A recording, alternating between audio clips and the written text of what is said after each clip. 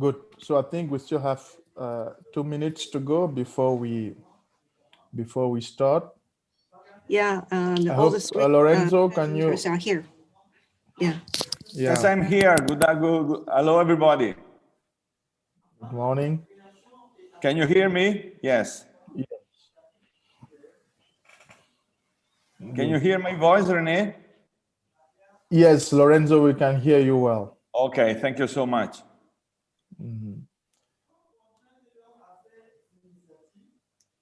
We can't see your video, Lorenzo. Okay. Yeah. Oh, now you're I'm there. sorry, I cannot have the back because it doesn't fit with my computer. There was a mismatch with the face. I apologize for that. It's okay. It's okay. Your background is okay. Okay, thank you so much. I just go mute.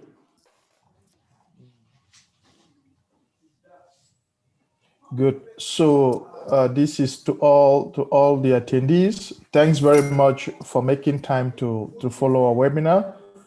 I will invite you all to switch off your videos and mute your microphones.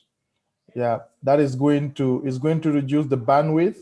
Please, for the attendees, not the panelists, kindly switch off your videos and mute your microphones. Yes. So.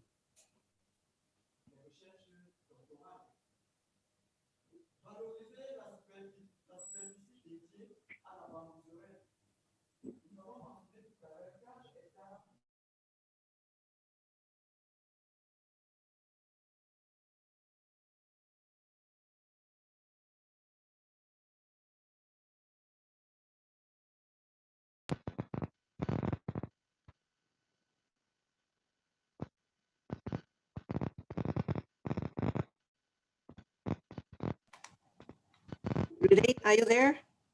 Start. Yeah, I see your video is not moving just now. Okay, you're there.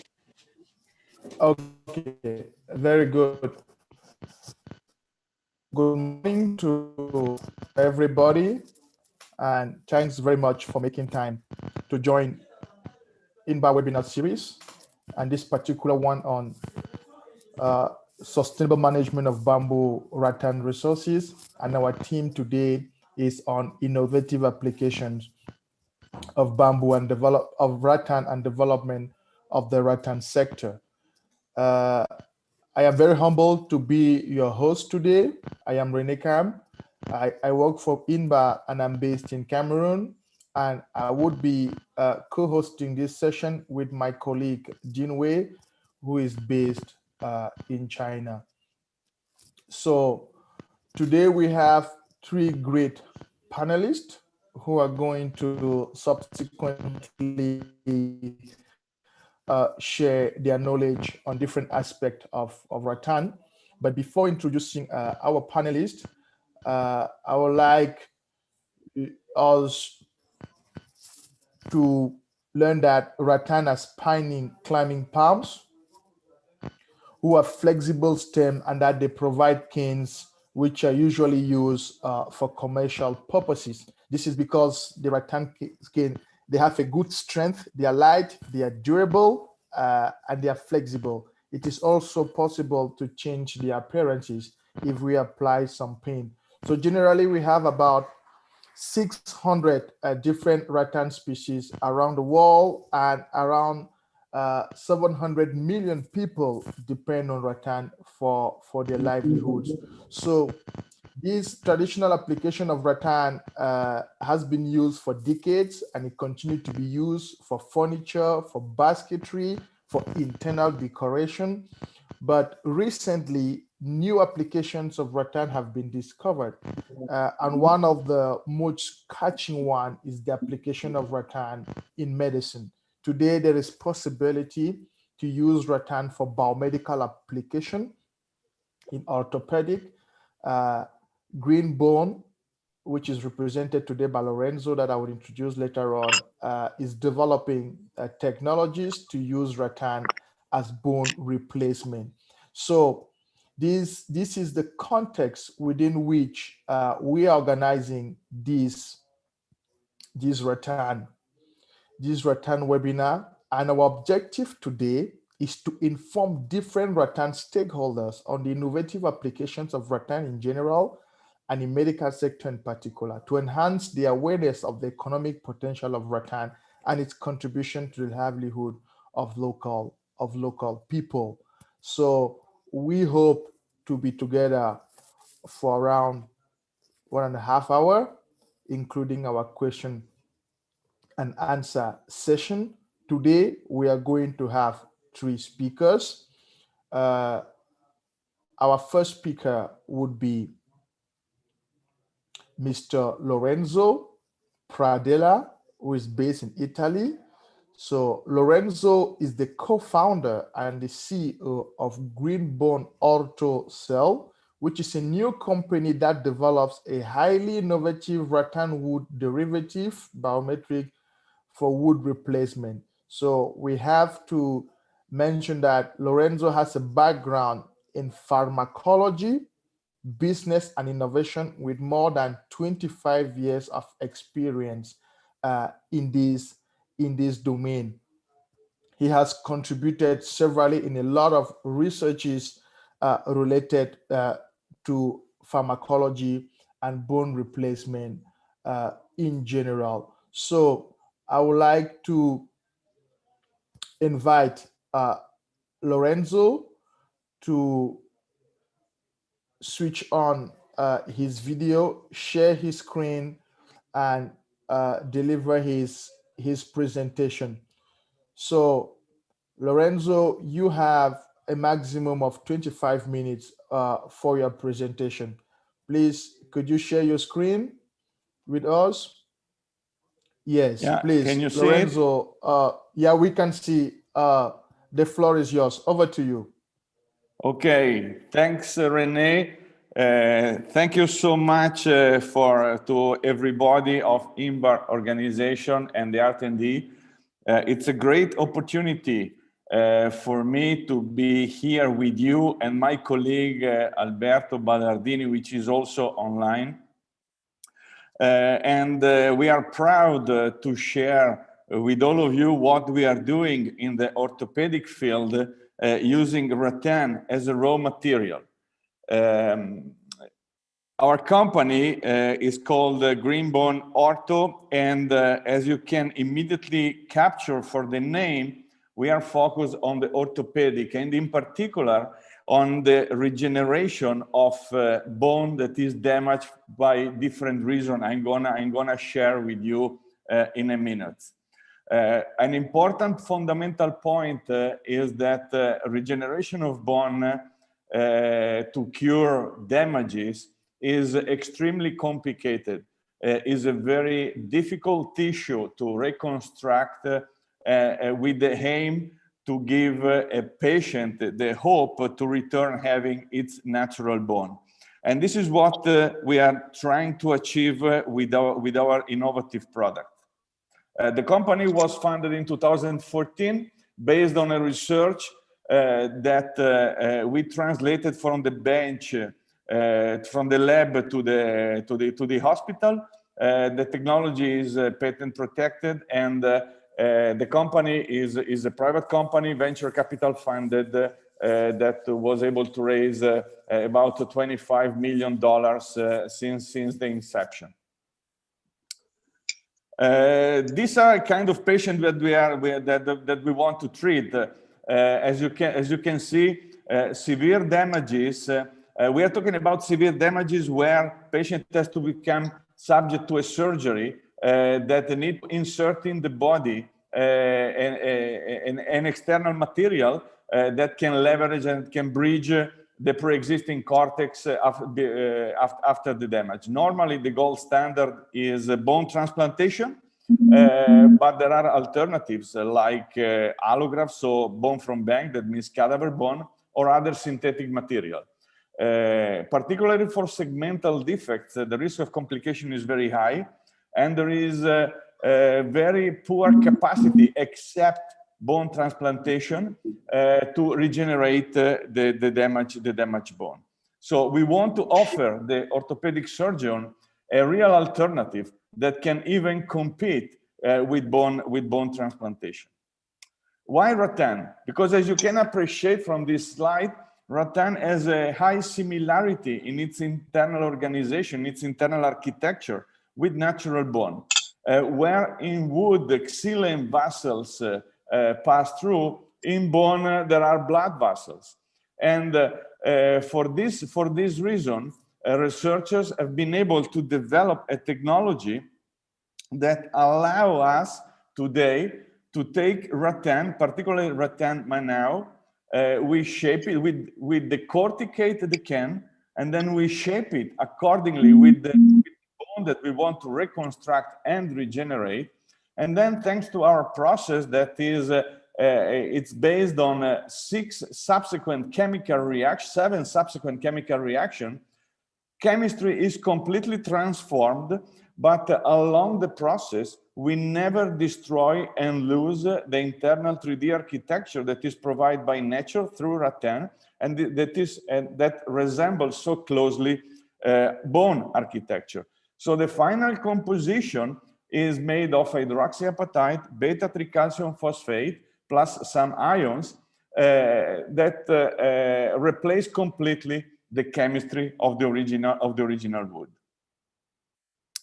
This allowed to achieve altogether a panel of features and characteristics and properties that are basically those that are needed to have the ambition not only to cure and treat, but also to regenerate at the same time. So having a material that over time can be resorbed and replaced by newly formed bone in order to restore the damage and providing the patient in his large extension a functional bone.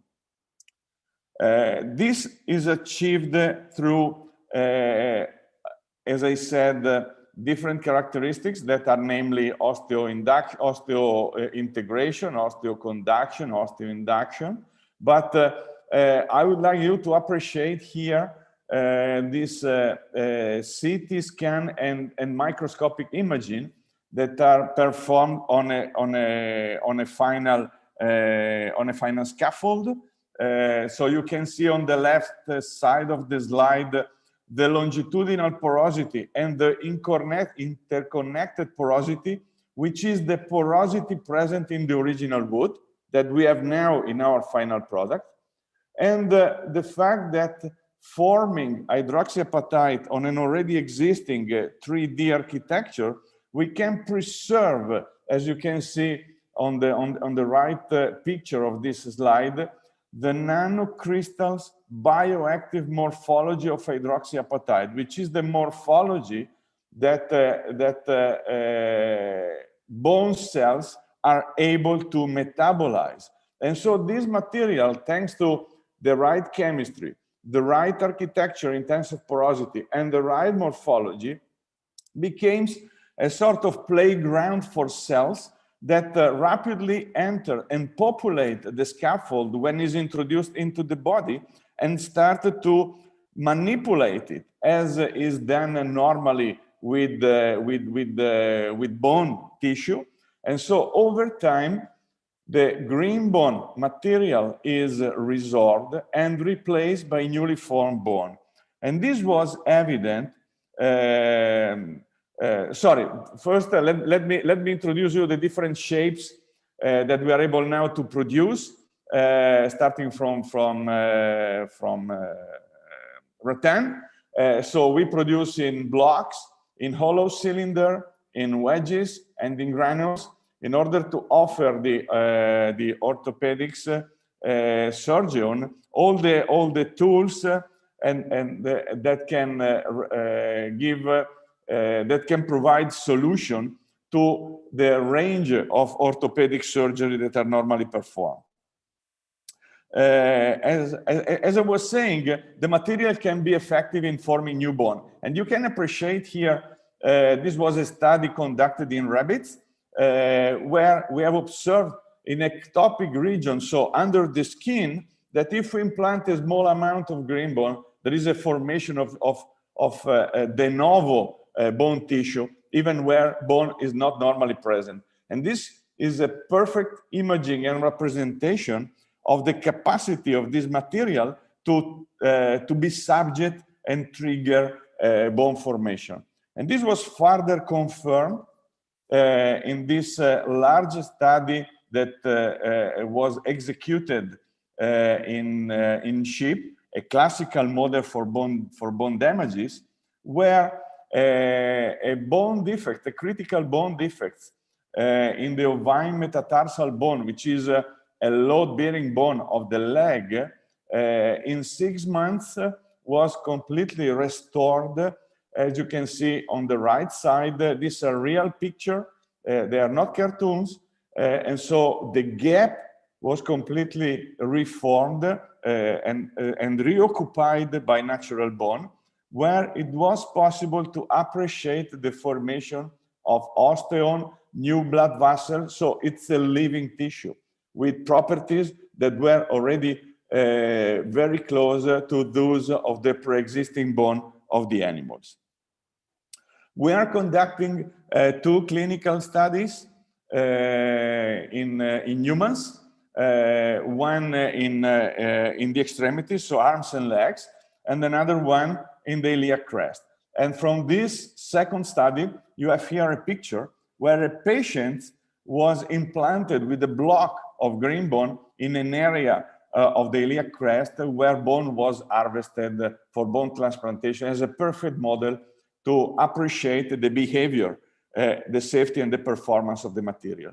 As you can see here in the red oval, you see that over time, the density where the block is inserted becomes very close to the density of the surrounded bone, confirming that the block of green bone obtained thanks to the transformation of rattan wood became subject of a real resorption and regeneration process, providing patients a new bone in the area where the bone was missed.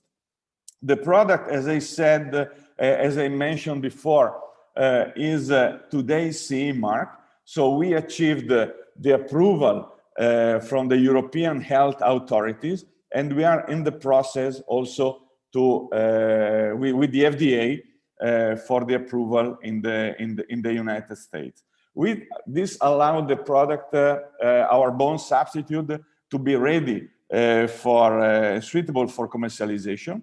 Here you can appreciate how the market for bone grafting, for bone substitute is attractive. Today is in the area of 3 billions, but is expected to go to 4 billions in 2025. But in addition to this, it's important to remind that the gold standard today is bone transplantation. This means that at least 50–60% of the patients are treated today through bone transplant, so bone donation from the same patients. And this represents an area of further expansion for a good product that can have really the capacity to treat and regenerate at the same time. And accordingly, the expectation for a medical device, for a bone substitute like green bone, in terms of market performance, is really significant. Where are we going?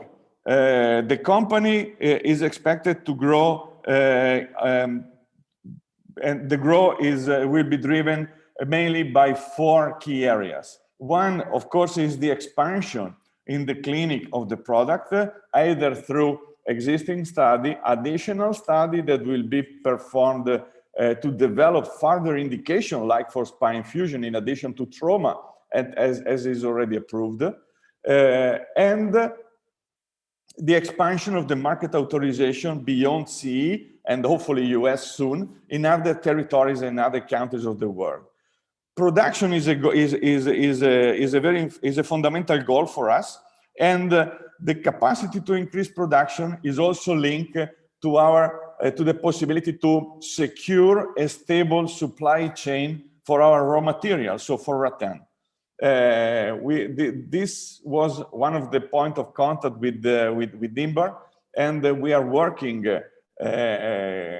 to, let's say, identify further possibility to purchase Rattan for the growth of the product and the growth of the company, considering that making our thought on the world market, the supply of Rattan, the need of the supply of Rattan can will be significant in the very near future.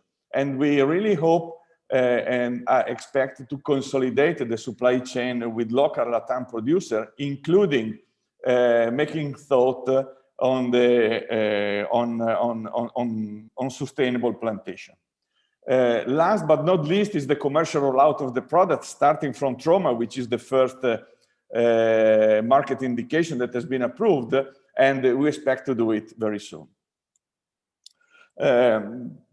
Just going to conclusion, some faces that represents our company in terms of seniorities, that covers material science, of course, business as usual, regulatory and quality, which is fundamental for this kind of product in order to be successful on a worldwide basis, and the collaboration with international recognized key opinion leader in orthopedic surgeon like Peter Janudes and others behind this phase that are supporting our development in the clinic. This is our board of directors, just to see that we have also international presence, and so we have developed the product and the possibility to move Rattan to a medical device field and healthcare on a worldwide basis with an international vision. And this is the end of my presentation. I thank you all for having attending it, and of course I'm more than willing and happy to take any question that you may have. Thank you so much. Lorenzo, thank you very much for your very insightful presentation, very rich. I'm very excited to know that today it is possible to go beyond the traditional use of Rattan for basketry and other applications to this very innovative application. So we understood that Rattan is very similar to bone in terms of the right chemistry, the right morphology, and this allows the possibility that Rattan can be used for bone replacement. We also appreciated the experimental study that was done on rabbit, and that the outcome of the result were pretty much positive. You mentioned that this technology has been approved by the European Union Health Authority, and a similar authorization is ongoing in the United States. You concluded by mentioning that the demand for Rattan would be very growing, and that it is important to establish supply chain for the Rattan in order that we should create linkages between the growers and users of Rattan like yourself. Thanks very much for this. So I would plead with you to keep on hold. We are receiving questions, and we are going to come back to you during the Q&A session. So I'm going to move to our second speaker, which is Professor Terry Sunderland from the University of British Columbia. Professor Terry is somebody that I'm very humble to introduce today. He got his Bachelor's of Science from the Royal Botanic Garden at Kew, a master's degree in University of Oxford, and his PhD from the same college in anthropology. So in 2006, he moved to the Center of International Forest Research based in Indonesia, and he led the center's research on land scale conservation, development, and food security. It should be noted that Dr. Sunderland is a well-known scientist with more than 200 journal article books and book chapters. So In January 2018, he was appointed Professor of Tropical Forestry at the Department of Forest and Conservation Science in the Faculty of Forestry at the University of British Columbia. It is our honor to have such a distinguished scientist who is going to entertain us today on the topic on the socioeconomic contribution of rattan in Africa. It should also be noted that Professor Terry is a member of INBAR Task Force on Rattan, which is a group of experts around the world working on developing rattan guidelines. So Professor Terry, I would like to invite you to share your screen. Very good. I am able to see the screen. So please turn on your video and your microphone, and over to you for the next 25 minutes. Both my video and microphone should be on. You should see and hear me. Is that true? Yes, very good. Excellent. We can see and hear you very well. Okay, thank you. Well, that's such a nice introduction, Renee. I'm very honored to be invited to talk to such an erstwhile forum. And it's been a while since I've worked on rattan. I did my PhD on rattan between 1996 and 2001, which is now making me feel very old. But I've continued working on various aspects of rattan over the years. And as you know, as you mentioned, actually been part of the INBAR task force on rattan over the past few years, which has been, again, a singular honor. So I'm going to talk a little bit about why rattan is important in Africa and in some ways why it's different to the Asian context, and touch on some of the development issues that I think have great potential in Africa that sort of are happening in Asia, but not necessarily in Western Central Africa as yet. And one of the emphases of my sort of post-PhD studies was to try and get the rattan sector in Africa sort of on the global map. So I'll talk about some of that as this presentation unfolds. And for some reason, let's see if I can push this way. Yeah, so I'm going to talk about rattans, and as René mentioned in his introduction, rattans are climbing palms in the subfamily Calamoideae.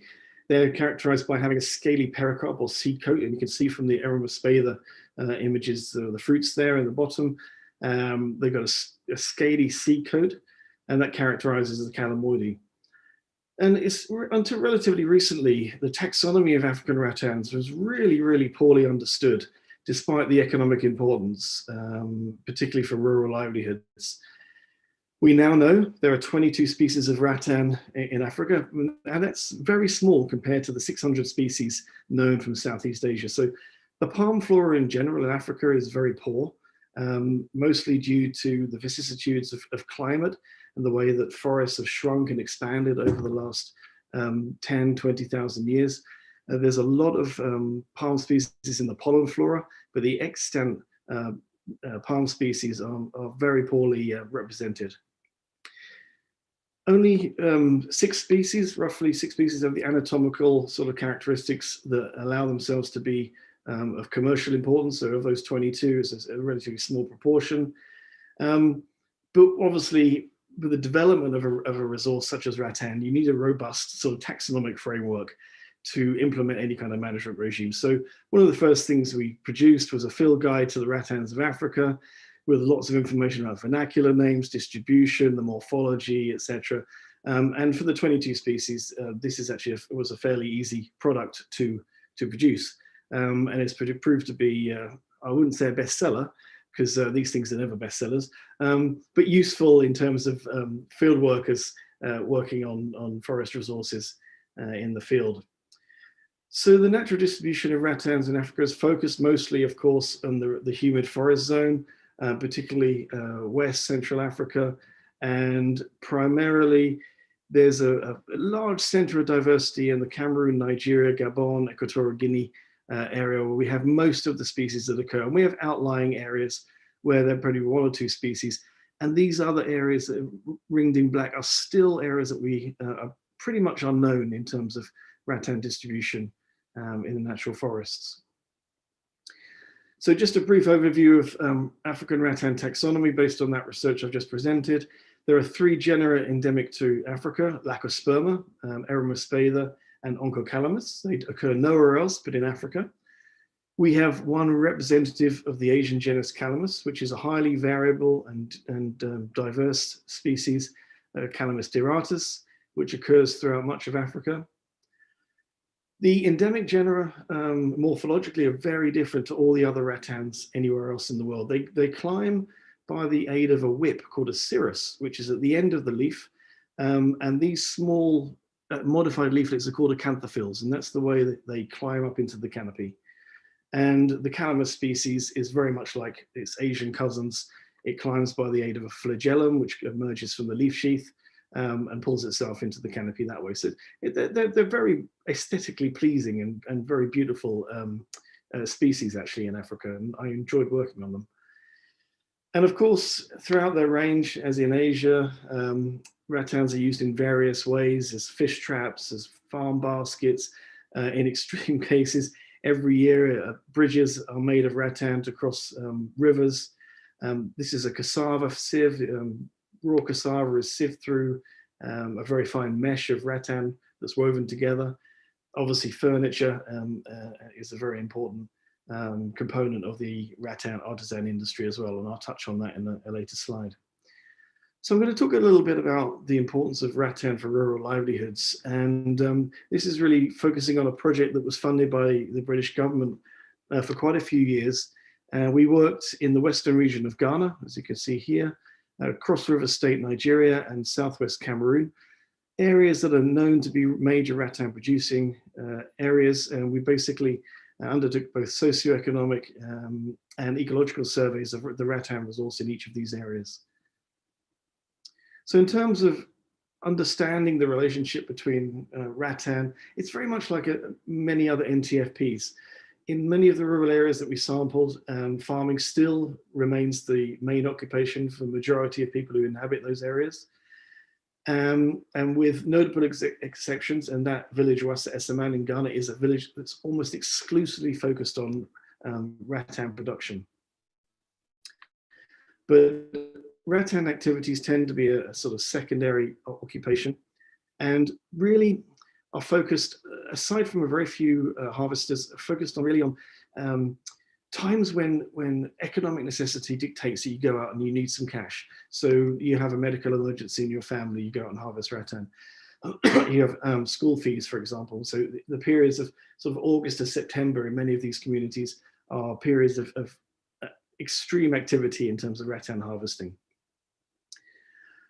And despite being a secondary activity, we've experienced from the ecological side a considerable local scarcity of most of the commercial species of rattan, and particularly in Ghana. As I mentioned, the village of Wassa Esaman was a main focus of rattan harvesters, and will facilitate harvesting gangs to come into the community and harvest sort of fairly indiscriminately in the local forest.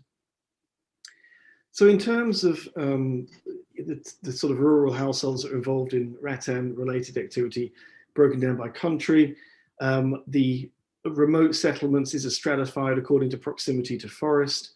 The remote settlement in Ghana is the sort of main leader of rattan activities there. Excuse me. But the on-road samples are also interesting, and then the variation across the three countries is indicative of the need for accessibility to be able to evacuate your forest resource from the harvesting site. And obviously the on-road samples with access to markets were incredibly important. So that sort of halfway house between having access to both the forests and to markets and roads to transport to markets was extremely important. And unsurprisingly,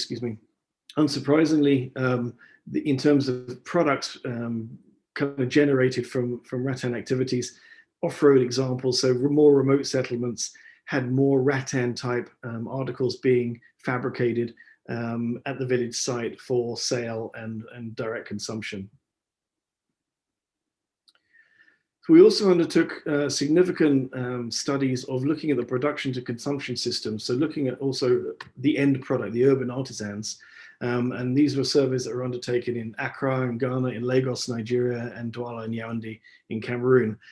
And in summary, we found that our urban artisans were usually full-time independent establishments and almost exclusively male dominated. And interestingly, compared to other activities, their earnings are relatively high across all three producing countries. And the profit margins are also relatively high in comparison to other activities. So artisans focused primarily on Rattan when they were actually in their market situations, and were very loath to be distracted away from those activities, which often happens with other non-timber forest product harvesting type activities. There were reported periods of significant scarcity, particularly when rural harvesters are occupied either by farming or hunting or other activities. So it was artisans experienced sort of peaks and troughs in terms of supply to their factories. And there were across all three countries, across all the cities that we surveyed, increased scarcity, and thus the price of the raw material was highlighted due to both exploitation and poor management of the wild resource. It's an open access resource, anybody can harvest, and it's often overexploited. And one aspect of the artisan sort of world that caught our eye was the poor quality of finished products, particularly compared to Asia. And we investigated scope for improved processing and transformation, again, which I'll talk about in a subsequent slide. So just in terms of a socioeconomic profile of the urban Rattan artisans in Cameroon, we noticed that obviously most of the artisans are male, relatively sort of well-educated to secondary level, focused almost exclusively on artisan activities and not so much on other activities, which is interesting. Most purveyors of non-timber forest products tend to diversify their livelihood base. And in this case, in Rattans, they tend to focus almost solely on the harvesting resource. So with all this research that we generated, what are the implications for conservation and development? We looked in terms of developing the issue of lack of scarcity and in terms of what are the prospects of cultivation. And we did farmer trials in each of the three countries that we worked in. We looked at the development of sustainable harvesting methods. And we also talked about and introduced new processing and transformation for urban artisans using new technologies introduced from Southeast Asia. And also, obviously, try to think about the policy implications. The Rattan trade is usually part of the informal forest industry or informal forestry sector. How could we formalize the extremely valuable trade in Rattan in Central Africa, Central and West Africa? So in terms of cultivation, we did lots and lots of experiments on the commercial species in particular. Many of them had long germination periods and a long establishment phase, but we found that growth rates were extremely good once the species were established. And this picture here shows Arecaceae secundiflorum planted under Hevea brasiliensis, under rubber in Cameroon. Growth rates were extremely good and comparable with those of Southeast Asia, some of the commercial species, and a relatively short cropping cycle. So it's very basically ecologically and economically viable. But we found that in terms of farmer acceptance and adoptability, poor land and resource tenure was a major impediment to farmers adopting Rattan cultivation in particular. And migrant farmers who had almost no land tenure, essentially annual contracts on rental of farmland, didn't want to get involved in planting longer term crops at all. There was also an unwillingness to cultivate an untested product, so something that really had not been cultivated before. So there was a lack of engagement from that perspective. And the fact that the planting material was no better than that was being grown in the wild. And conceptually, a lot of the farmers said to us, well, if it's in the forest, why would we want to grow it in our farms? It doesn't make any sense. So that sort of permeates through the whole non-timber forest products sort of sector, where as soon as something becomes valuable and equally scarce, policy advocates always said, well, you can domesticate it or cultivate it. And it's often a big step for a lot of farmers to make that investment, both in land and time and material. So just to summarize some of the issues related to cultivation, it's essentially, Rattan could be fantastic for multi-strata agroforestry systems, but the lack of acceptance or adoptability by farmers really does impede any potential prospects for rattan cultivation in the longer term. But what we also looked into was sustainable wild management, and obviously rattan in the forest is an extremely valuable resource. Even though it's open access, it can be managed in a certain way, and all of the commercial species, they coppice, which means they produce multiple shoots from the same individual. But even so, there was a certain lack of commitment to long-term sustainability because of the open access nature of the tenure arrangements. But from Asia, and interestingly, we tried to transfer some of these technologies or concepts from the Asian perspective to West Central Africa, thinking about rattan agroforestry. Obviously, rattan is a climbing palm. It needs a tree or trees to be able to climb onto. So you have this multi-layer, multi-tiered system, which provides a wide range of goods and services.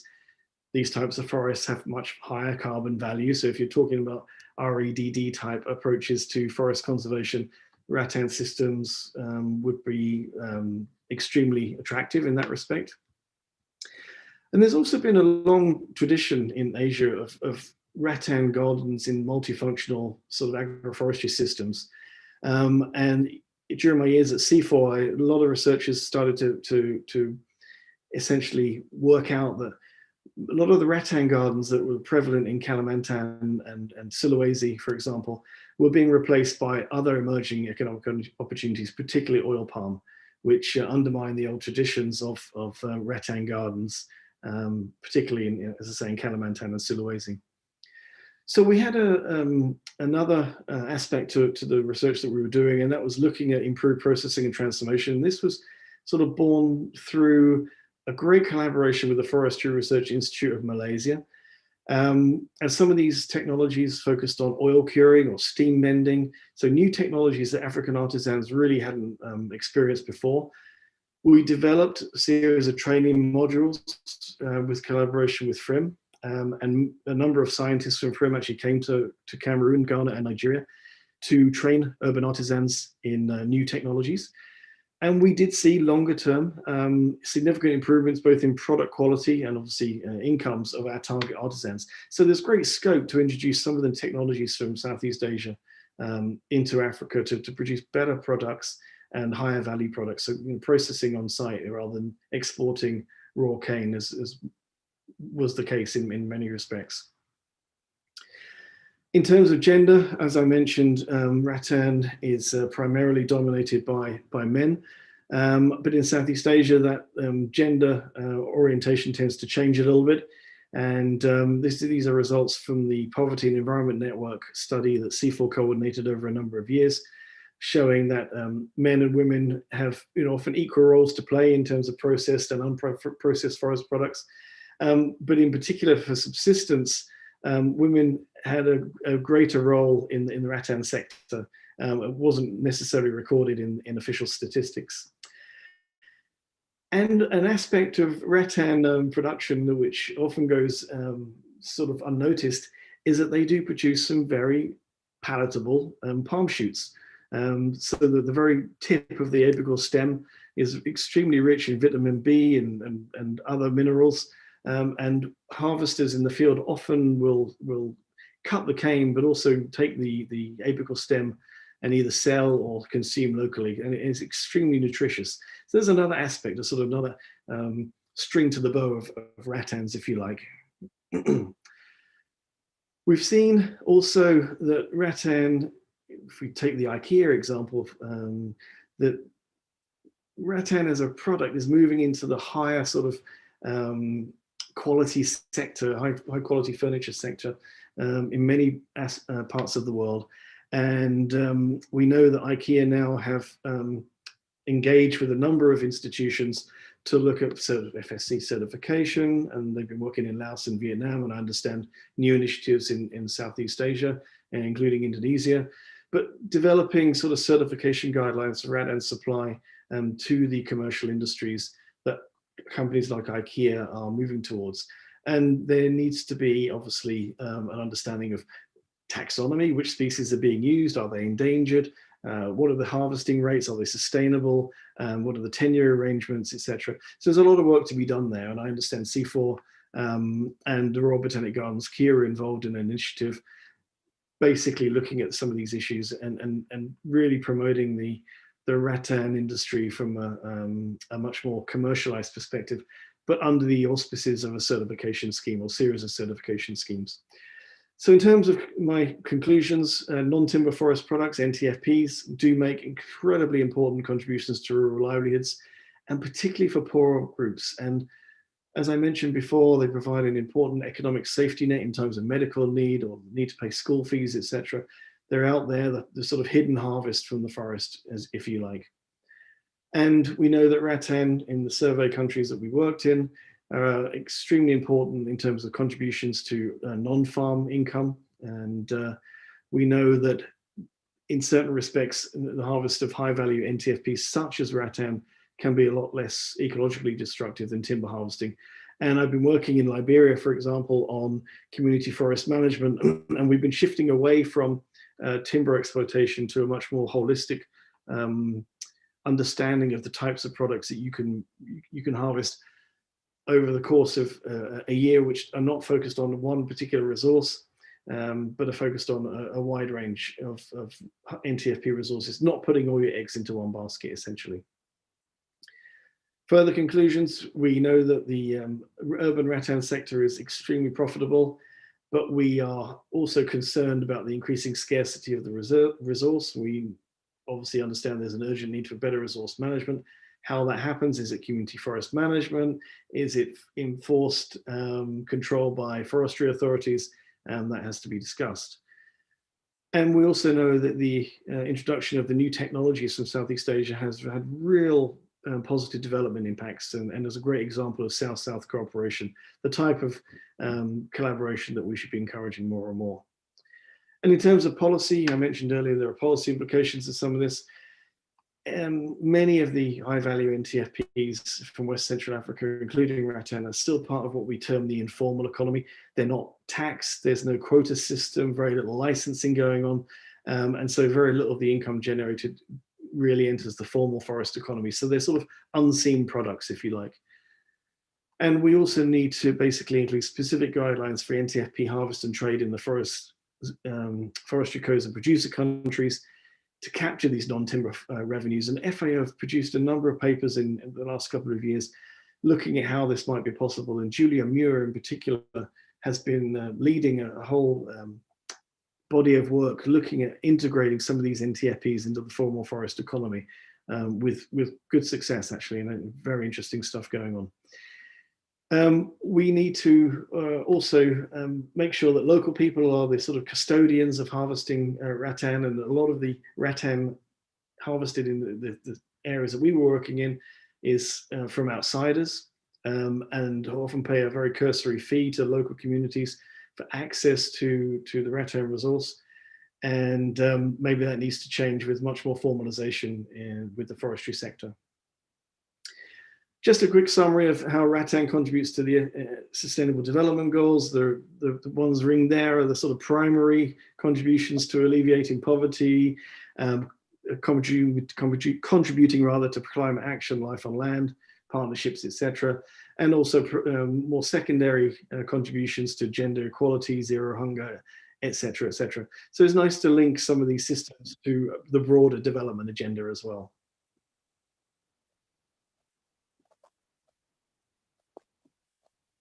So it was fantastic to see Lorenzo's talk about rattan bone implants. I touched on this when we were at BARC 2 years ago for the 20th anniversary of INBAR. And from a personal perspective, I have experience of this.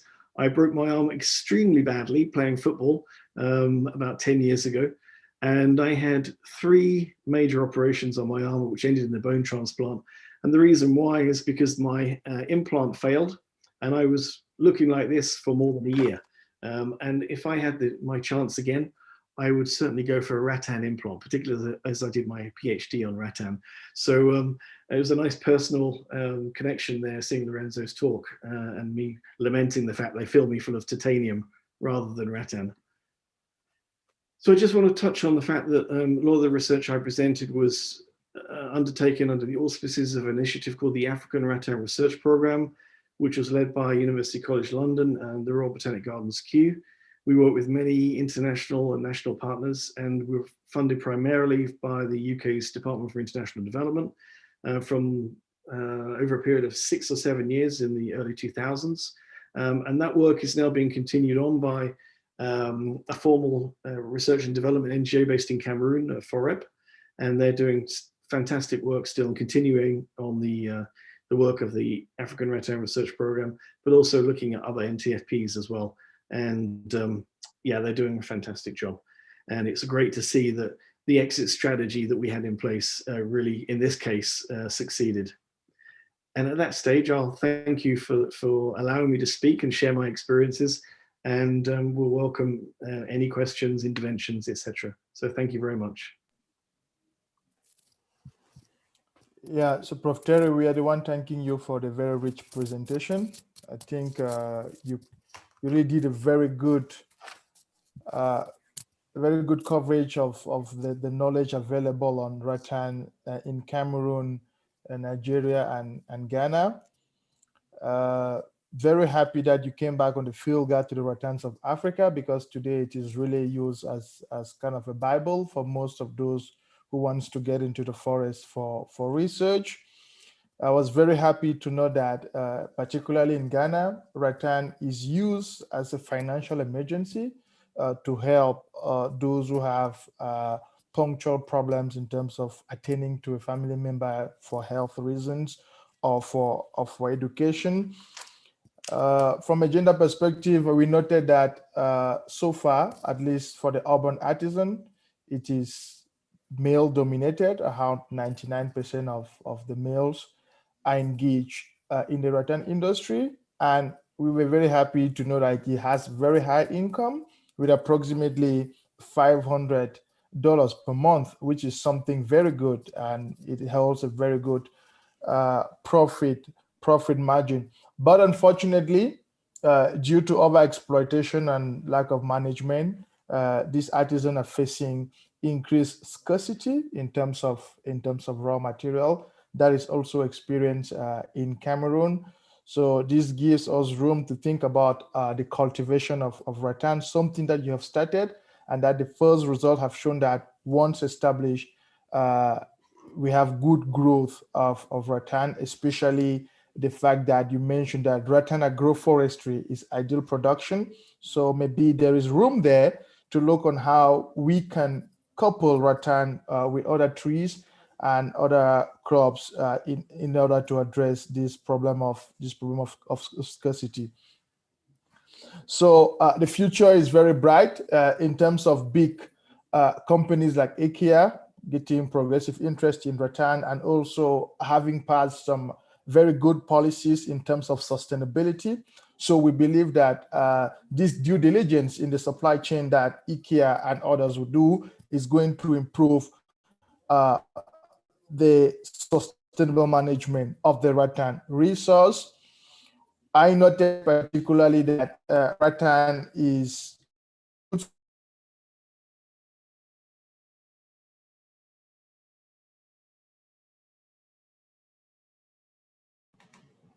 Oh, we can't hear Renee now.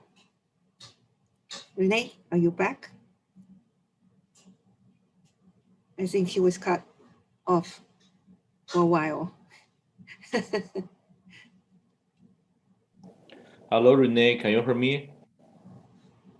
If it's possible, you can close your camera, maybe internet is good, because I think your internet is connection is not good. You can close your camera.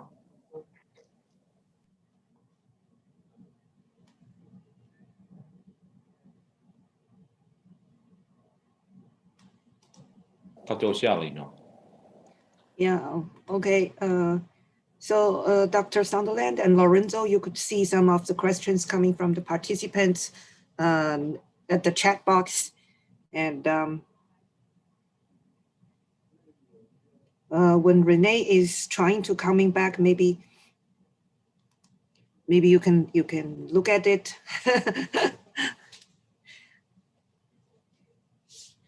And see if you could answer one or two. Let me see.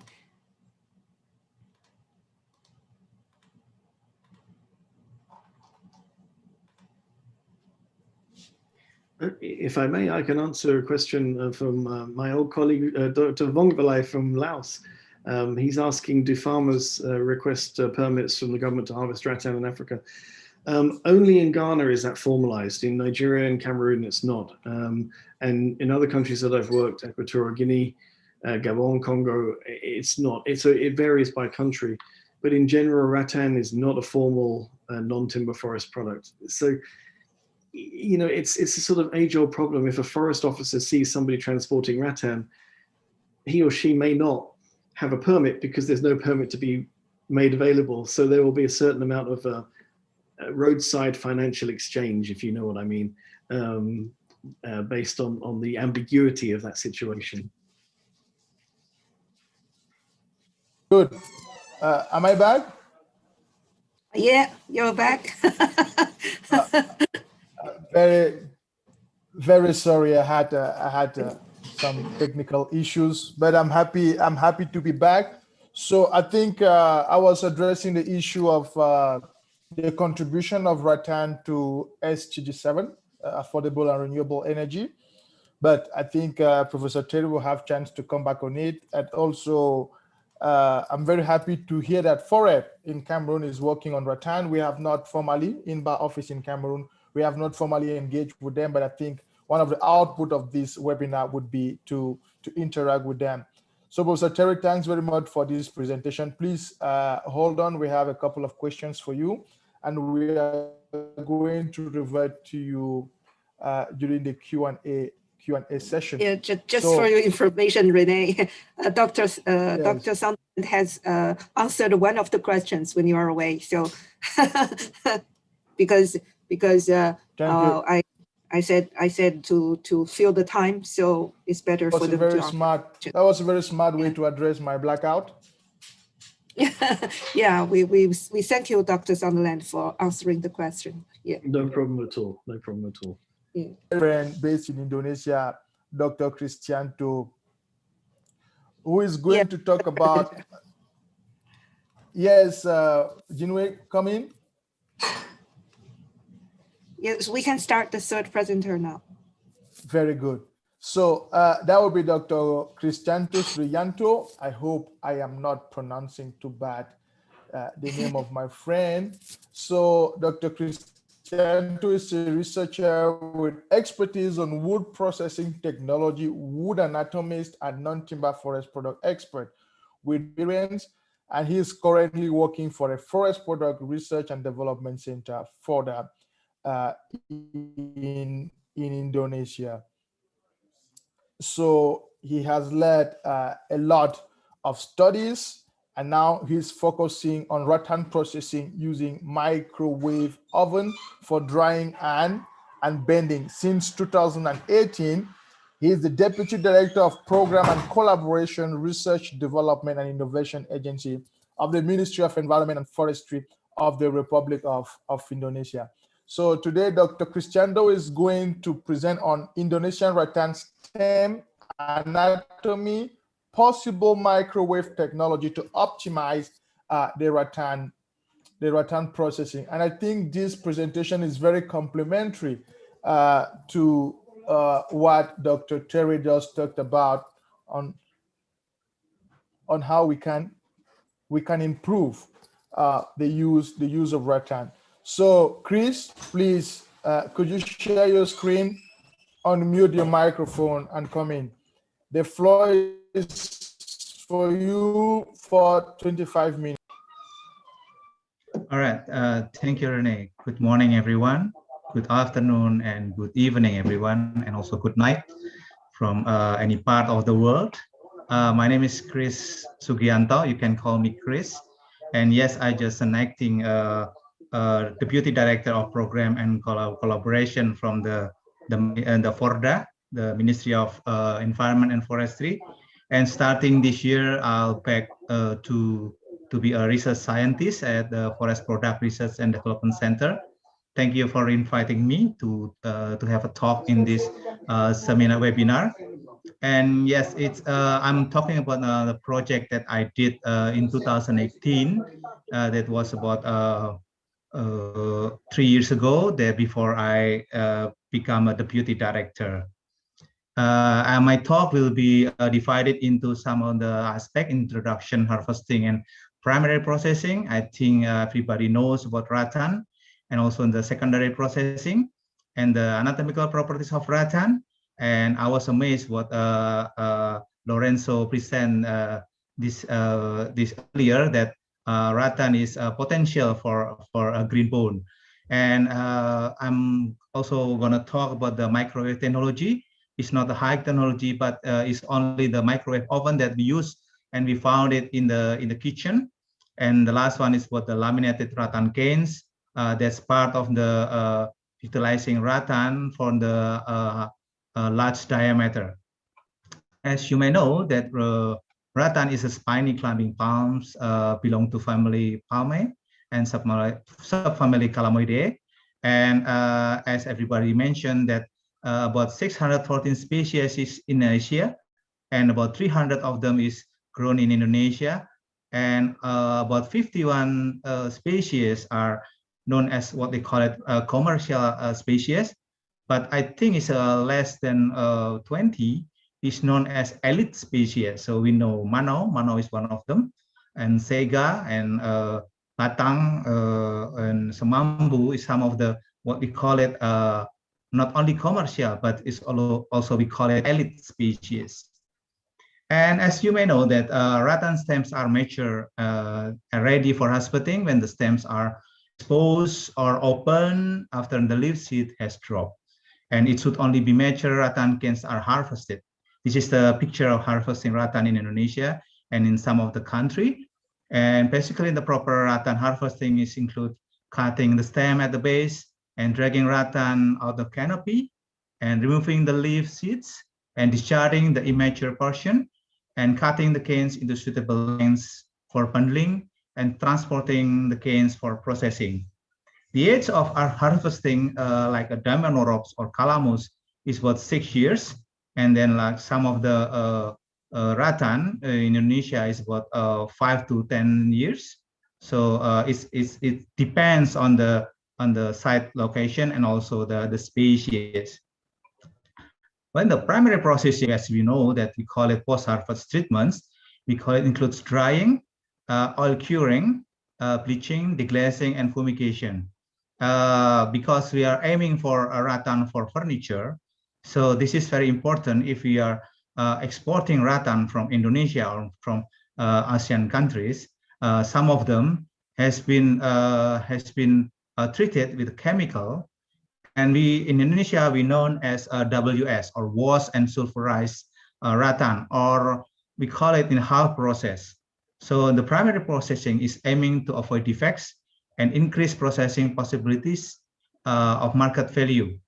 So this is the deglazing, because the surface of the rattan, they have a silica that the outer part of rattan stem, we call it the epidermis, is heavily encrusted with amorphous silica, which hinder the processing. This silica must be flaked away or deglazed, or we call it in Bahasa Indonesia is runti, by bending the stem and repeating along its length. And in drying, we usually, because the initial moisture content of rattan is very high, about 130% until 160. So they put it, they cut it, they bundling it about 20 or 30 canes, keep it in erect position for about 1 week. They usually do it in the forest. And then that's allow the rattan to drain the sap and water. And then spread open in open yard for about 2 and 3 weeks to achieve moisture content to about 20%. This is what I mentioned, that in drying, if we talk about 3 weeks or about 1 month outside, it's very risky because it's susceptible. Rattan is susceptible to fungal and also the insects. So when I'm talking about the microwave technology, it can dry the rattan in minutes. I mean, we don't have to wait until 2 or 3 weeks outside. We can do it properly, and it's not a high tech because we only using the microwave oven. And the next one is the boiling and curing. As you may know that the curing is the immersion canes in the hot oil bath to prevent deterioration by reducing moisture content. So in the case of reducing moisture content, we can also use the microwave. So I'm trying to replacing this oil bathing and also the boiling and also accelerating the drying. And we know the curing, if we put oil bundle to help to remove the waxy materials, resins, gums, and to improve color quality, improve texture and flexibility, and prevents from fungal and insect attack. As in the market, people just wants only buy the rattan if they can smell the kerosene. So the oil bathing is very important as the value of the market. So the most composition of the oil mixture are diesel, cooking oil, or the mixture of them. And basically they're using kerosene is, some people said is better. And they heat them at about 60 to 150 centigrade and about 5 to 40 minutes. It depends on the species. After curing, the excess of the oil drains away from the treated canes, and the canes are rubbed with sawdust, coir, or coconut husk fiber, or rag waste, and garnish tack to remove waxy substance. That's similar when I'm trying to replace the oil bathing with the microwave.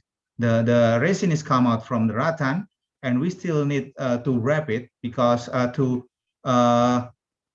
drain away, to wrap it with the sawdust, so the resin can be cleaned from the rattan surfaces. Bleaching. After that, we talking about the bleaching. The high value rattan is mostly whitish or light yellowish. So after they have oil bathing, they dry it in outside the yard, and the sunshine make it the rattan color become shiny yellowish bright or light yellow, and that's very important, and it's very valuable for the rattan. And we are using also the bleaching.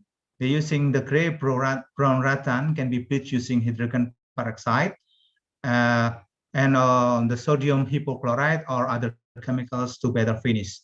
And also the fumigation. This is the fumigation. They put it in the special chamber, and they're using the sulfur dioxide to sterilize the canes and improve the surface quality.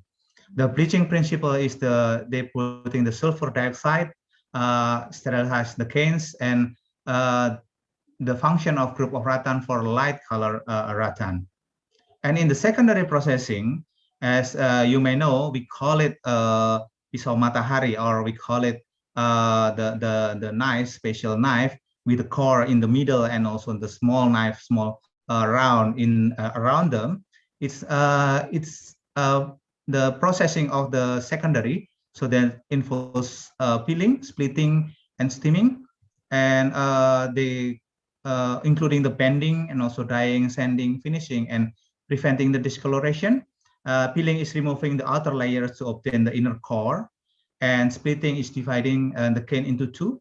And we call it in Indonesia, we call it fitrit for the basketry. And after that, we know that it is very conventional and traditional use of rattan. We have basketry, and also we have furniture.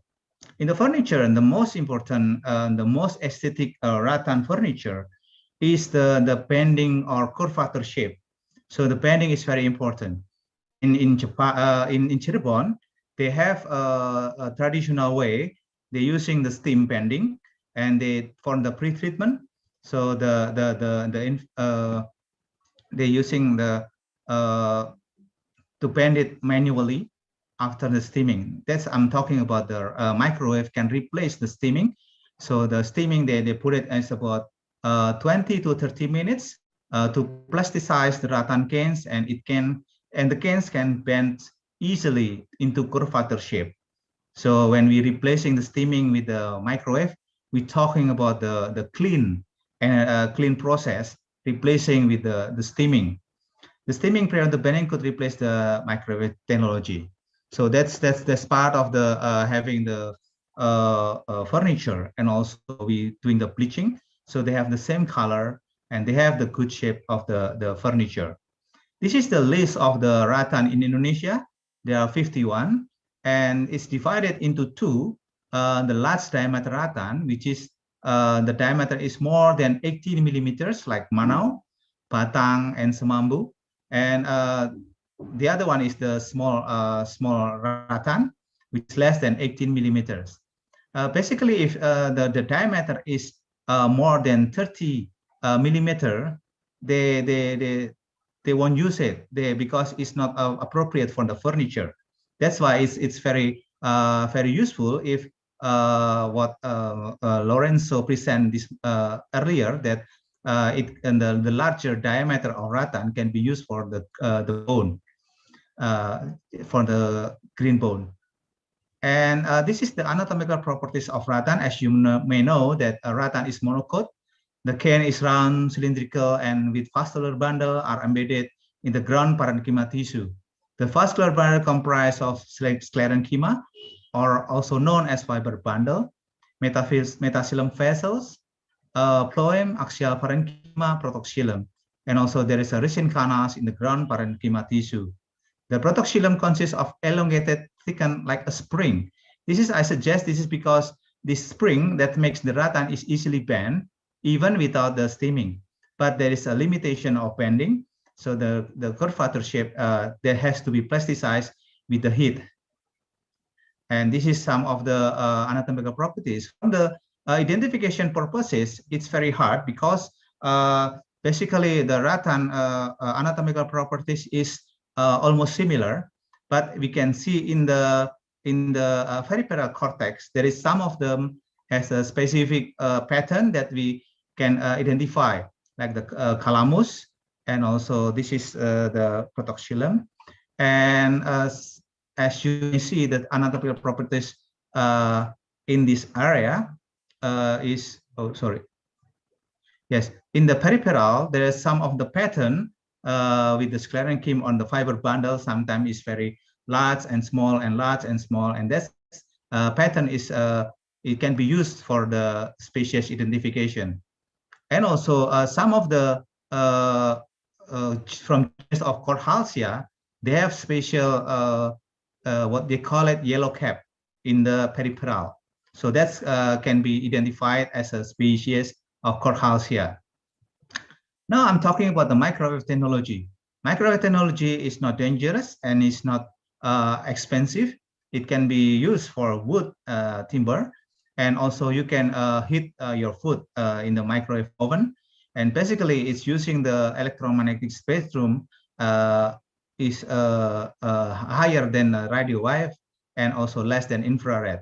So the in the difference between conductive heating and so microwave heating is the waves can penetrate into the rattan or into the timber and also into bamboo, and they have a flip rotation.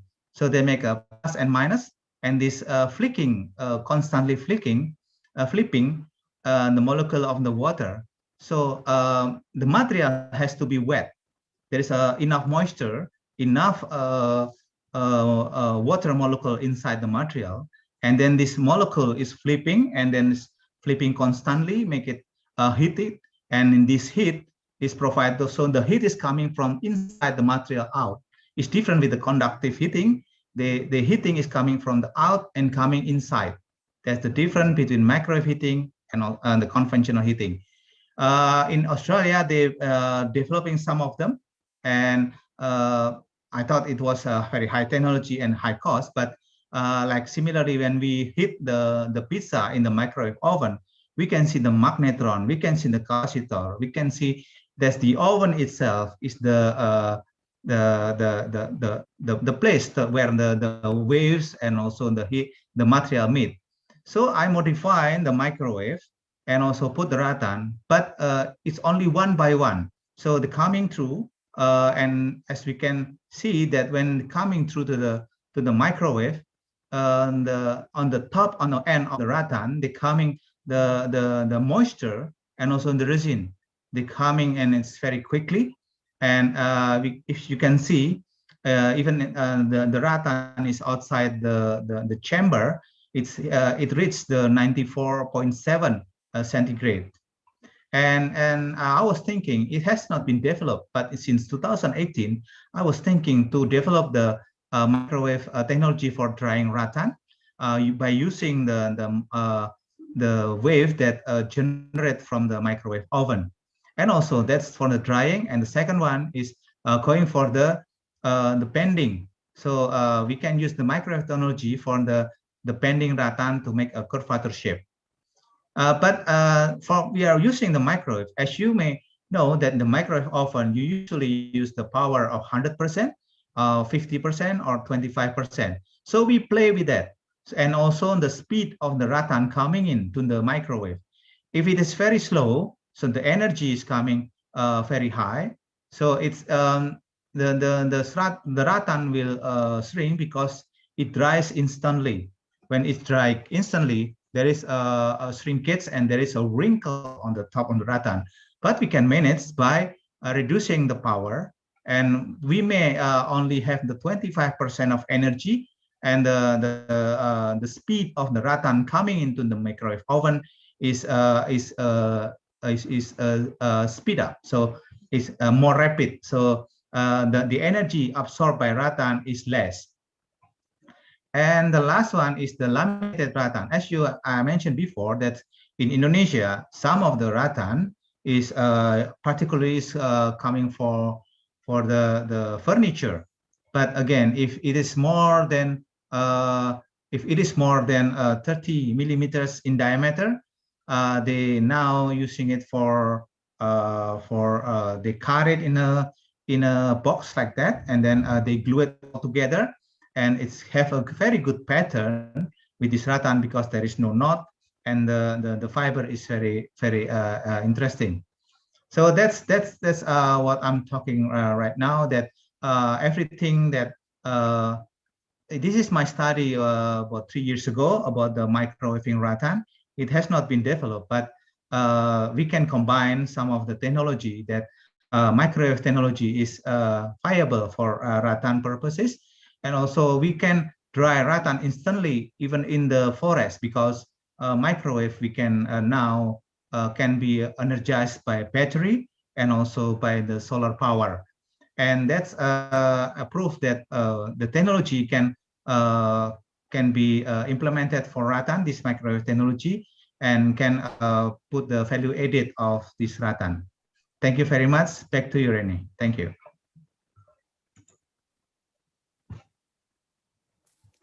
Chris, thanks very much for the very technical presentation.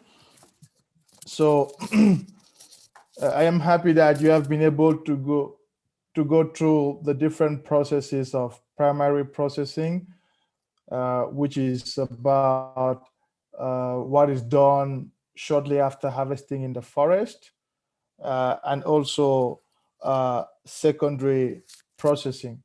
But I was very happy to notice that in Indonesia, rattan cane buyers are ready to provide a higher premium if the rattan cane have been oil bathed. Especially you mentioned a mixture of diesel and cooking oil, and that if they don't have this smell, then they are not ready to offer a very good price. This is very important because one thing that we are trying to do into Cameroon is to encourage rattan users to treat their rattan, because most of them do not do that. And you also brush over the secondary processing, but most importantly, the technique you're trying to use, which is the microwave technology. You insisted on the level of moisture which is required for this process. And you have mentioned that this new technique is applicable to rattan, although it is not yet used at a large scale. So my very first question to you will be, what is needed for this for your research result to be upscaled? What should be done? Do you believe that this approach is cheaper and can provide the same results as the ongoing or the traditional way that the Rattan artisans have been cooking bamboo? So please note my question. I will come back to you.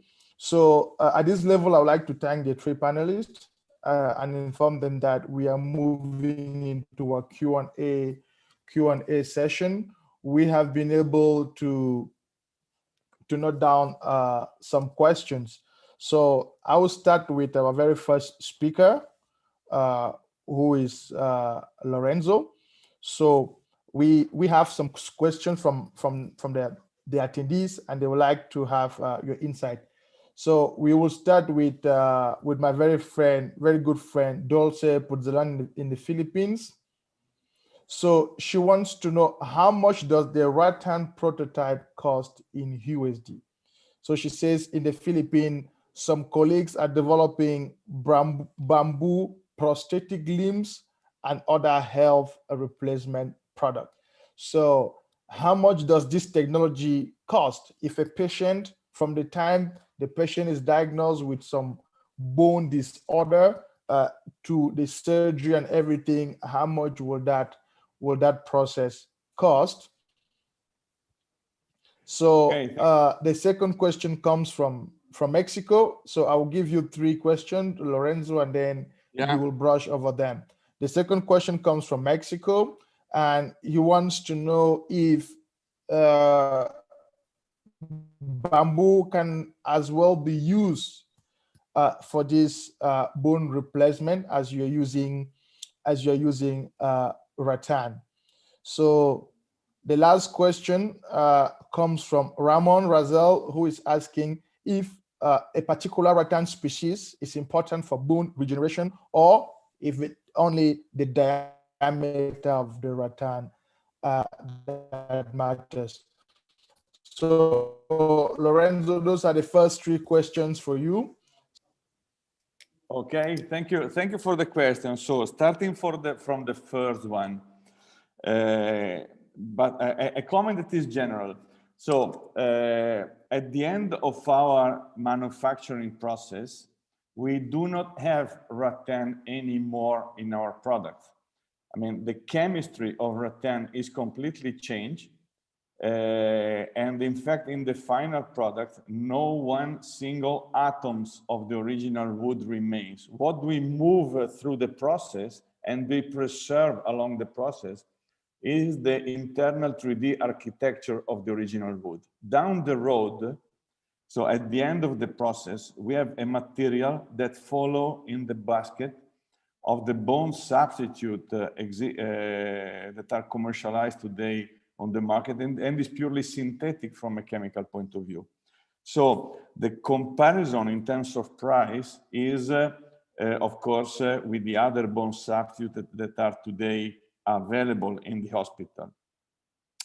I cannot deliver the number because it's a matter, it's really, I apologize for that, it's really a confidential information that has to be managed with the health authorities and the hospitals along the commercial approach to the, for the product to the market. However, I can say that playing in the area of regenerative product, we believe to be price competitive, and we believe to be able to make a difference in terms of positive impact on the healthcare sustainability cost and also the social cost that these patients suffer having severe bone defects, severe bone damages. Like Professor Terry mentioned before, to have been subject of three different surgeries. We hope one of our goals is to reduce, of course, to provide a solution that can be successful with one surgery and not triggering multiple surgeries for the same patients. Rattan, before going to bamboo, I would like to comment about Rattan Manao and diameter. The researcher at the beginning tested different species of wood, and Rattan Manao was the one that demonstrated to be suitable to this very complicated chemical transformation. And so the species that we are using today is Rattan Manao. We are open to test other species also for our understanding, but at the moment, all what has been done successfully was achieved with Rattan Manao, and is also very related to the diameter, because the product we have to produce are of a certain dimension, and we need to start from large rattan can.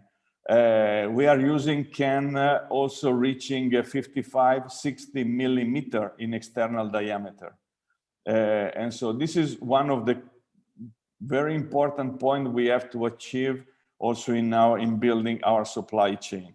A certain species with a large diameter of large can diameter. If I can use another 30 seconds, sorry. I've seen an interesting question also referring to the regulation for the final product. Again, because at the end we do not have rattan as is anymore, we follow completely in the existing regulation, and so there is no need to have special regulation for rattan product in healthcare accordingly, at least for our product, because we can follow exactly the regulation and rules that are already existing in the different countries.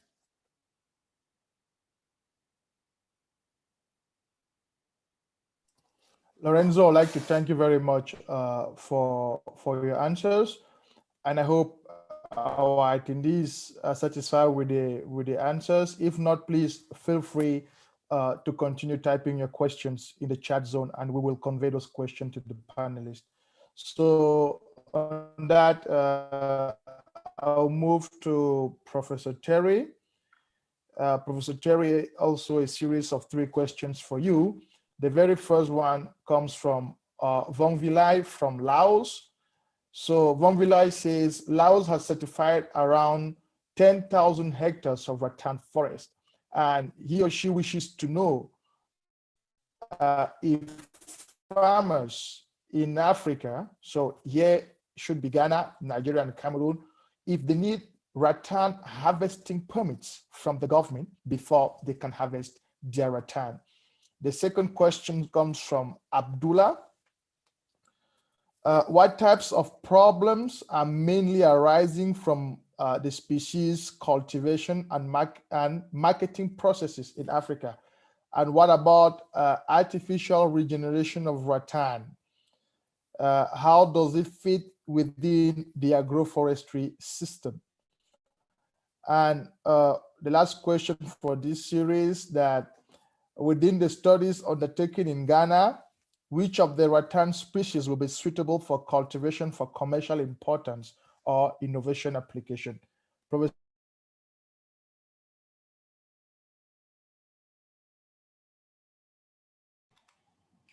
I think he's off. Okay, he's back. Rene? Yes, Jinwei. Yes. I don't know if Terry is connected. No, I'm here. You phased out for a little bit there. The first question from Dr. Vong Vilai from Laos, I answered while you were in the ether space. Basically, the answer to that question is it depends by country. In Ghana, rattan harvesters need some kind of permit.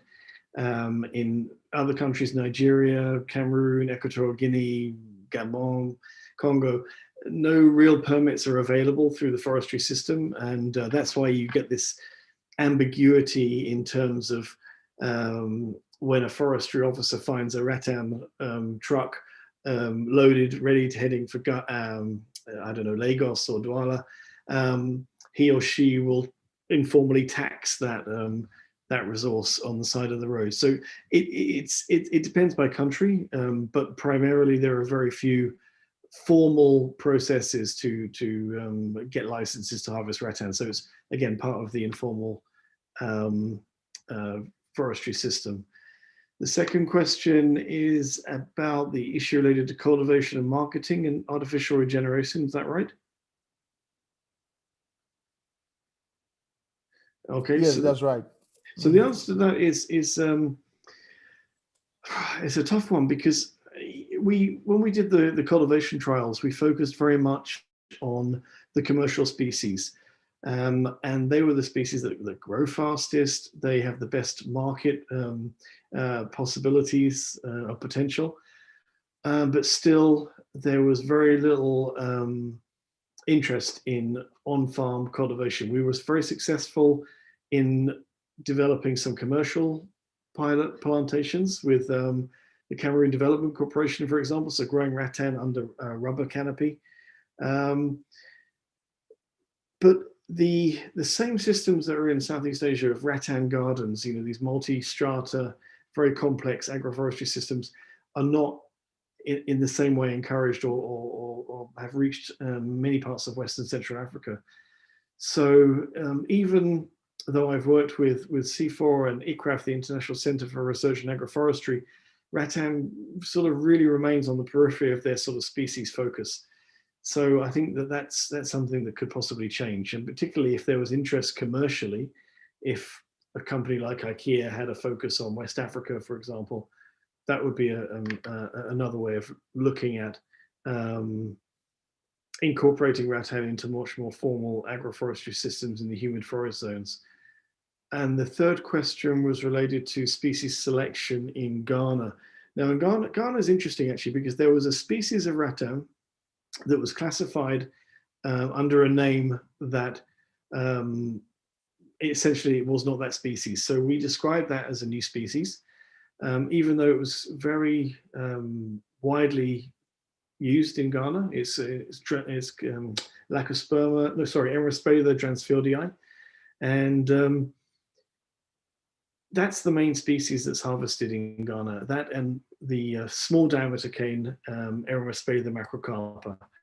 So you have the large diameter canes. There are two in Ghana: Lacosperma secundiflorum and the Emeraspedia transfieldii, and the small diameter cane, Emeraspedia macrocarpa. So they're the three main species in Ghana. The other species don't have the right anatomical properties to be used in any commercial way. Good. Thank you very much for the answer. So I would turn to Dr. Chris. Dr. Chris, please, for the two previous questions, please, could you provide answers to those ones? Yes, thank you, Rene. Firstly, I want to thank to everyone has supported me, particularly from the PORPRO and from MAPECI. But yes, for your first question is that I'm confident enough that this microwave technology can be applied in the field. That it's not cost you much, because the microwave oven is only $50 to $70 US. But I'm not sure about the microwave with the battery. But if we can bring the microwave inside of the forest there where people harvest the rattan, it's easier for them to treat them directly. And if we try to collaborate that for 4 meters rattan, it needs about 1 cent US to dry it up for about 5 minutes. So it's very, very useful, and it's very clean process. And yes, I saw in the chat about the capacity of the rattan commodity in Indonesia. At the moment, we don't have any figure, because at the moment, Indonesia is banning the rattan export. So the rattan trade at the moment is coming from one land to the other land. It's mostly from Sumatra, Kalimantan, and Sulawesi to Java. So the central Java is where the rattan industry, and mostly for furniture. So we don't have any figure because sometimes they have their own group. They take or they buy from the farmer rattan from the other island. They send it in their own group and they process it in the central Java. And also, and the second question is about the resin. Resin of rattan, as we know that Diamonoropes draco, or we call it dragon blood, it's used for the medical. So the resin can be used for medical for that species. But for others, we haven't had any research on the rattan resin for any other use. But when I mentioned about the laminated rattan, the resin itself is hinder the properties of the gluing properties of rattan. So the good technology, if you want to glue rattan it's other, because there is a resin in it, it's very hard to glue. So we can use the microwaves to get exudate the resin and also to dry it and then glue it. But again, there is another way, there is another method, like if we use the oil bathing or boiling, it still can exudate the resin, and we can after that we can glue it all together, we can rattan laminate. Thanks, Rene.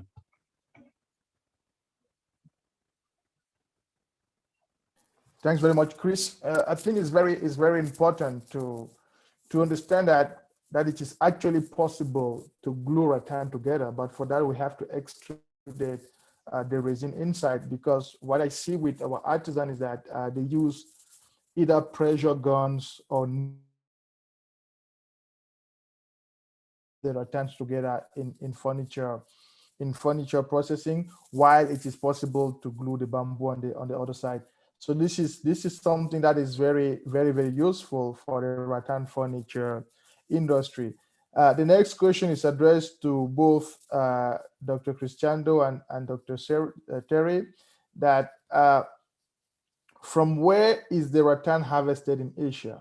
Is it from established plantation forest or from natural forest? So where does the junk of the material comes from?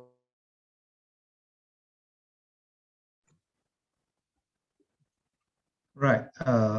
Yes.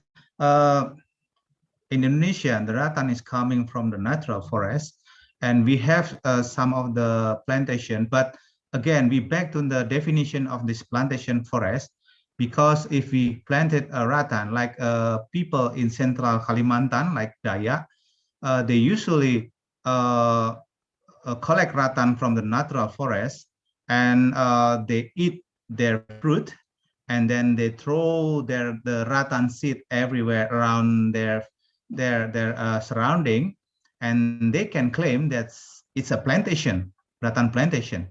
But officially, we have some plantation, but we don't have any figure about the coverage of this rattan plantation.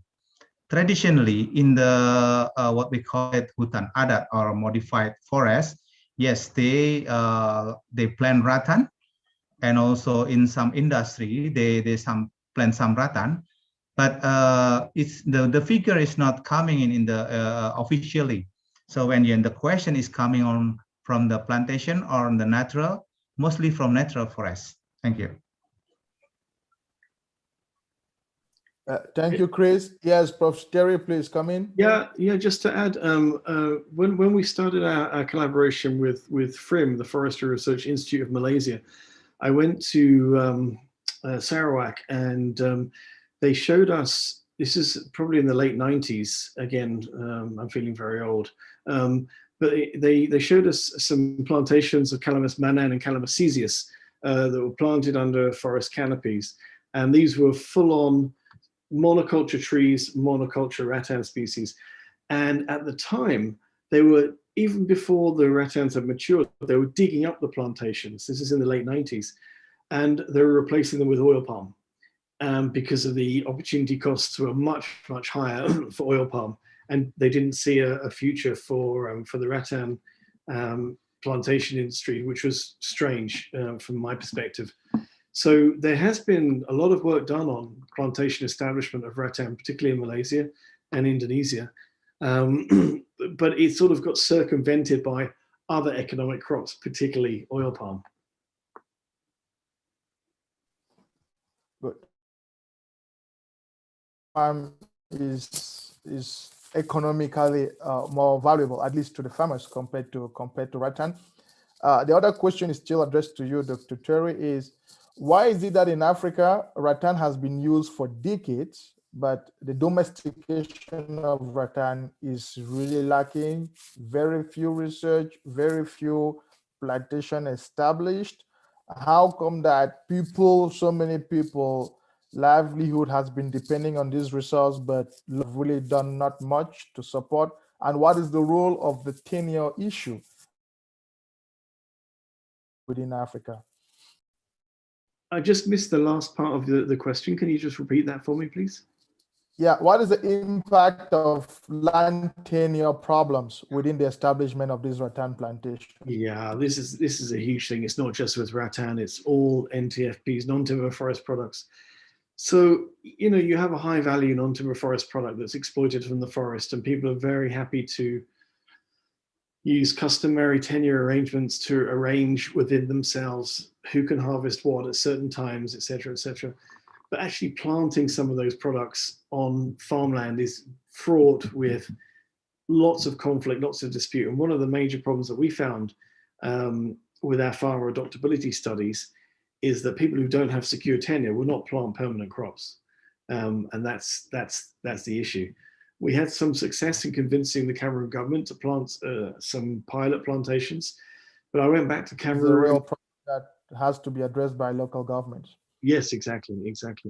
And I went back to Cameroon in 2004, when I was there last there, 2016 maybe, and all the plantations that we'd established in collaboration with the Cameroon Development Corporation under different forest canopies had been, again, like in Asia, had been removed because they didn't feel that they were of commercial value enough.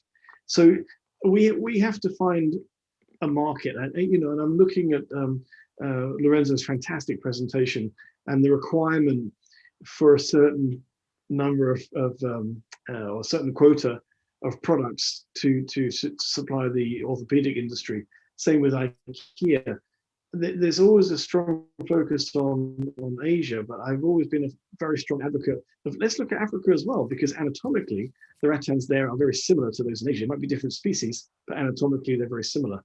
And there may be opportunities to actually develop these markets, which would then stimulate that plantation, cultivation type agroforestry system. And farmers will only sell when they're guaranteed of a market. And in much of the rattan growing zone, if they feel that they can cultivate in the forest or harvest in the forest, they're not going to invest in a plantation crop. Very good. So in summary, I've noted down two key issues. The very first one is to create market for those who are planting, cultivating by rattan, so that they see the direct benefits. And the other one would be for the government to address the land tenure issues. The next question comes from my friend puts the line in Filipino, and it's addressed to Lorenzo. She wishes to know if we have any technical committee within ISO, which is working on health application of organization around the world, which is working in addressing the application of rattan in medical field. Over to you, Lorenzo. Well, if I got well, the question was about if an ISO or do exist in order to have rattan used for purposes like healthcare, am I right? Yes. So as far as I know, the answer is not. So I'm not aware of any specific ISO dedicated to the use of rattan in the healthcare. Of course, this is an area of potential development in the future. In our case, we have developed the product accordingly with ISO for medical devices, because after the transformation of the product, as I said before, we follow in the ISO for medical devices, so we are able to reconduct our product and our activities in that arena. I think this is the first example of product coming from Rattan. But again, what is important, at least for us, is that at the end we have a material that derives from rattan, but is not rattan anymore, and so it's allowed to move forward development in compliance with existing ISO for medical devices. Thank you very much. But this will be a secondary question. You talked about the authorization of the European health authorities to use this. What is the position of that standard? Is it a higher requirement than I, or is it a lower one? And how does that authorization you got from the European Union inform the ISO standard? Well, the authorization from the European Union is granted when a medical device is demonstrated to be developed in compliance with ISO standard that refers to that specific application. And of course, it's an high requirement. It's an high level requirements that have to be followed and matched by any companies that develops product in a specific application field. And this is what we did during our development process. This is one of the reasons why we have an interest to develop a stable relationship, a business relationship also, of course, with the supplier of raw material, because we have a process that demonstrated how our product is in compliance with regulation. But of course, we would like also to secure the raw material that has to be, and to know exactly where it comes from, which is its features, how it grows, and so on.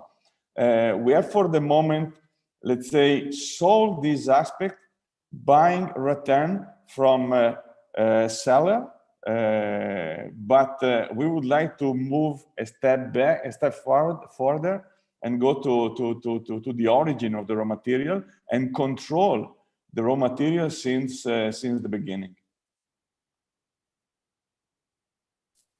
Thank you very much, Lorenzo. It really sounds like due diligence that is done in wood to make sure that wood is sourced from a sustainable source, part of the VPA flag that Africa and Europe and the European Union has signed to make sure that when wood arrives in Europe, the person who is using the wood for a product making can actually state from which forest the wood was coming and how it was harvested. Thank you very much. The next question is for Chris.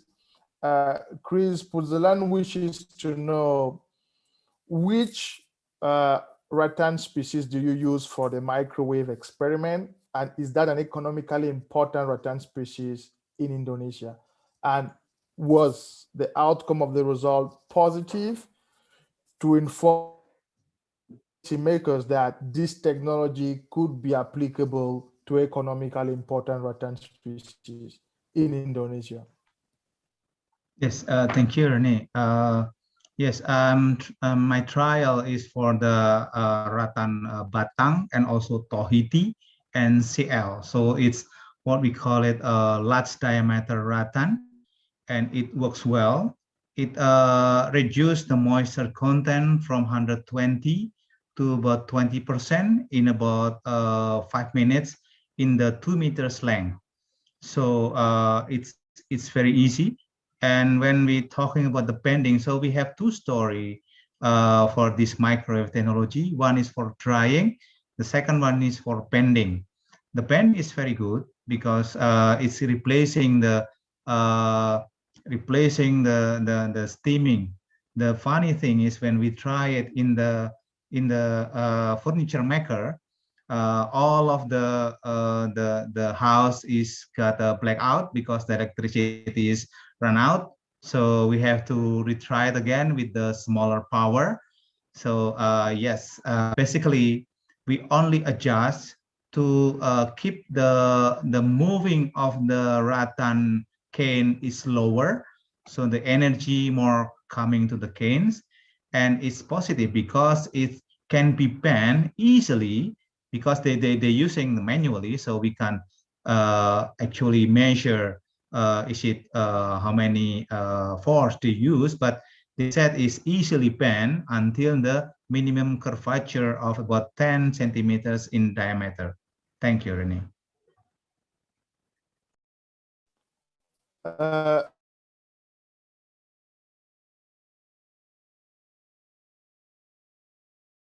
Ask to Jinwei, do you have some questions for the panelists at this level?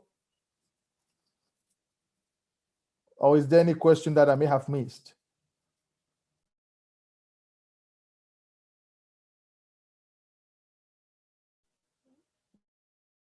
Your microphone is muted. Can you unmute your mic? Yes. Yes. I noticed that Dr. Lorenzo has mentioned that they need a lot of rattan resources every year for the making of the facility for bone transplant, and so I'm just wondering if this has become a very fixed number of supply, and I wonder if this has become a supply chain. I mean, for or say an industry which we could provide help or facilitate the supply chains to develop. Did I make it clear? Yes, thank you. Thank you for your question.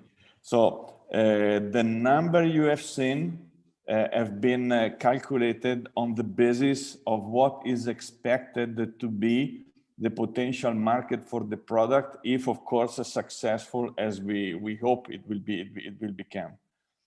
On the basis of the number of surgical procedures that are executed today on a worldwide basis.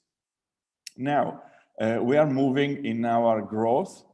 For instance, the last order we placed for Rattan was of about 2,000 can.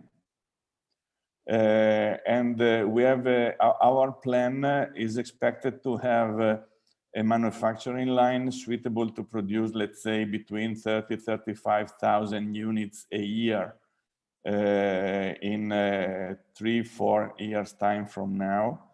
And at that stage, we may need, as for the presentation, about, let's say, 3–4–5,000 can every year of Rattan. Then if everything goes well, it moves to very important numbers, because again, if we consider the worldwide potential market, we can go up to more than 20–25,000 can every year, considering of course that there is a certain threshold of discharge pieces of wood, because maybe some imperfect shapes and so on. So there is a certain amount of wood that cannot enter the manufacturing process. So yes, the answer is I believe it could become a stable supply chain and hopefully a source of business also for the producer. Yes. Yes, thank you, Dr. Lorenzo. As I I noticed that Dr. Sunderland has mentioned that actually the rattan harvesters in the African country, actually they don't have the certificate for harvesting the rattan, or there's no any regulations regarding to the management of the rattan resources. So comparing to, there is such a big business at high-end markets there, and so maybe I think we should think about how to facilitate such a supply chain to be in place to benefit more people who need bone transplant, and to benefit more communities who are managing the rattan resources. After all, in the whole world, the rattan resources is dwindling, and because of non-protection of the forest, and because of the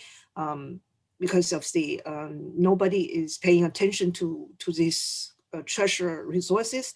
And however, as you mentioned, it has such a nice property, and can do very good for the medical bone surgery. And so we should actually raise awareness and pay attention. I mean, maybe that's what I mean. So you give us a very prosperous future market there. So that's what I want to know. I think it's a very good good answer. Yeah, and very good Thank news. you so much. I can just confirm that we are thank you so much. I can just confirm that we are very open to move forward our newborn collaboration with this end goal in mind. And certainly, I mean, we have to provide the market with a very regulated product, and so we need also to, let's say, to create a regulated a supply chain that can follow in the regulated environment. Yeah. Thank you. Yeah, Thank you very much, Inui and Dr. Lorenzo, for that exchange. I think this application of rattan for bone replacement addresses one of the issues that was raised by Professor Terry, which is the fact that people keep replacing by other land uses because there's no think the income that could be generated by the growers would be very important.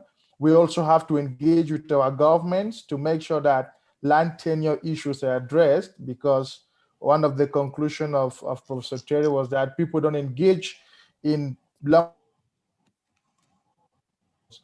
So on this, I would like to give 2 minutes each to our panelists for concluding remarks and for the message that they wishes our attendees to retain from their presentation. So I will start with Dr. Cristiano. Over to you for 2 minutes for. Thank you, Rene. So thank you for everyone for giving me the chance to present my research work.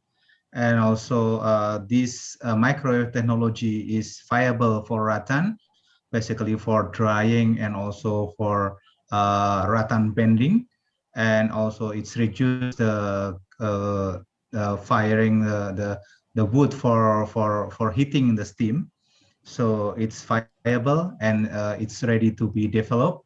And regarding to the technology that has been developed by Lorenzo, I think Indonesia is more than a species that can be also viable for the green bone rattan to support them. And also the problem is that we have a regulation that we are not allowed to export rattan in the raw material as a raw material.